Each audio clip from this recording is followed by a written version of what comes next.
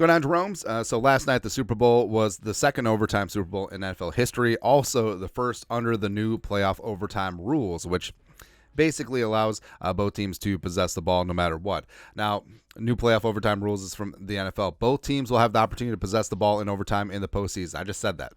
If the score is tied after each has possessed the ball, the next score wins. So whether it's still 0-0, 3-3, 6-6, 7-7, 8-8, whatever, next score wins at sudden death. If the team kicking off to start the overtime period scores a safety, blah, blah, blah, blah, blah, blah, blah, blah, blah. Now, what's interesting is that the Chiefs were involved in this rule change.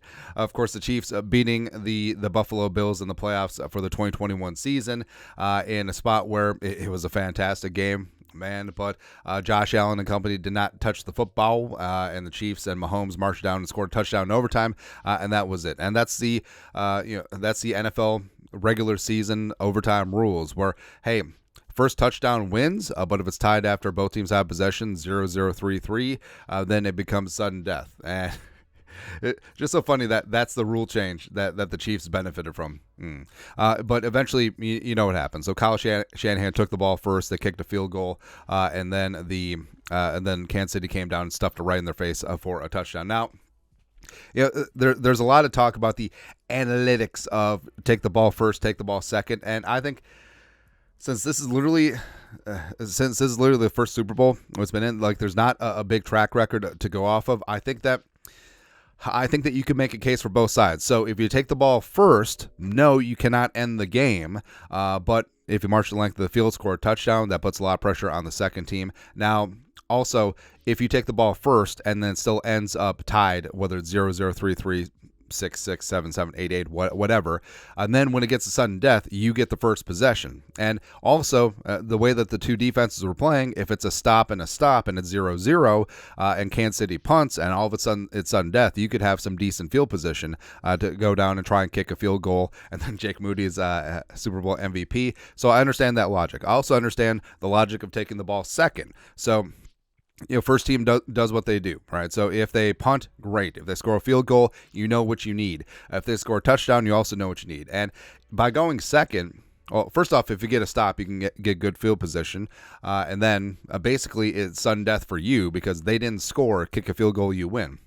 But also if they kick a field goal, you know that you need 3, but also you know that a touchdown wins the game. If they score a touchdown and kick an extra point at 7, you know that if you score, you have the option to go for 2 and settle this thing on a 2-yard play. Right? So that's the advantage there, but I think that it's kind of tough.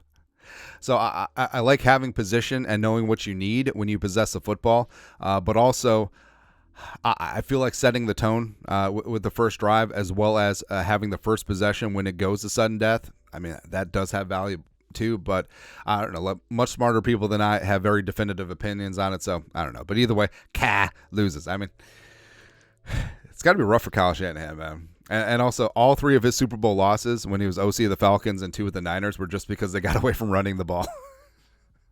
It's crazy, man. It's crazy. But what's also crazy is, all right, so the overtime rules, like we said, these were implemented over the last 2 years. And the fact that the San Francisco 49ers players admitted in their post-game pressers that they did not know the overtime rules, which is insane. That's from ESPN. Eric Armstead. I didn't even know about the new playoff overtime rules, so it was a surprise to me. It's been 2 years. And the logic of, well, they're players and they just play the play that's called and then they don't worry about it, blah, blah, blah. It just blows my mind because coaches always preach, hey, situational football, high football IQ, be aware of this, be aware of that. They plan for every single situation, scenario, and contingency. I mean, it doesn't even take that long.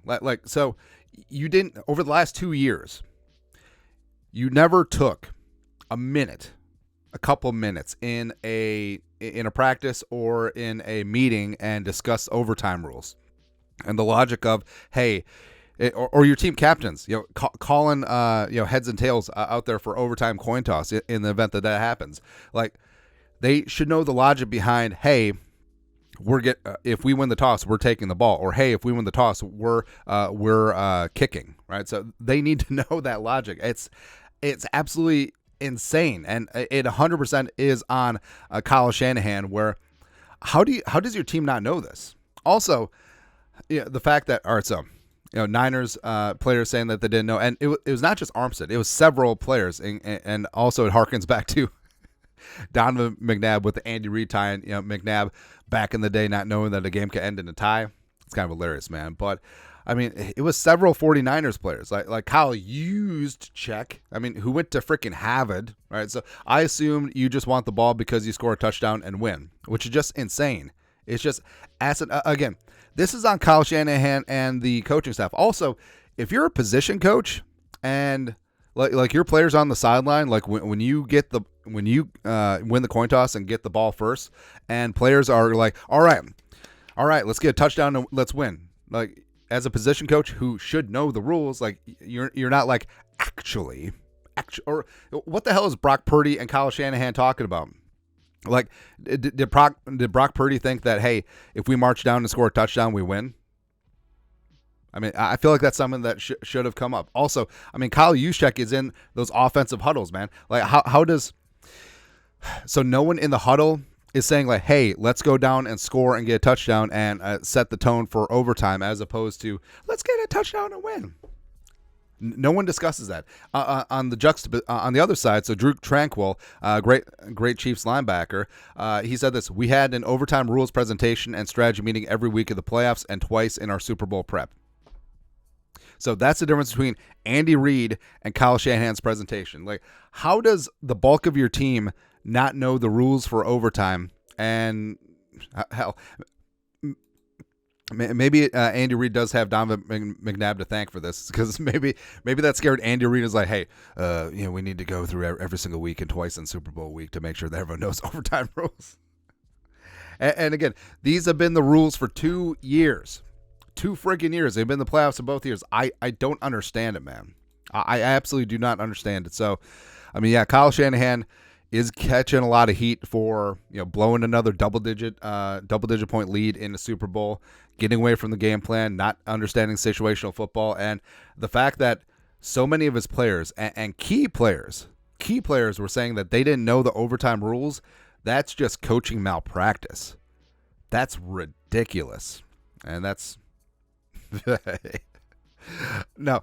Now I wish so. Juszczyk saying that he didn't know the rules. Like, I would have loved to see in the celebrations if San Francisco was able to score a touchdown on the opening drive, and then seeing the Niners players celebrate like they just won the Super Bowl, and then wondering why the confetti isn't coming down. And respect. So Mecole Hardman also said that he didn't understand he caught the game-winning touchdown, but also I feel like that's on him. Like, if you prep for overtime twice and also had meetings and rules presentations every single week of the playoffs, Mecole, that's on you, bro.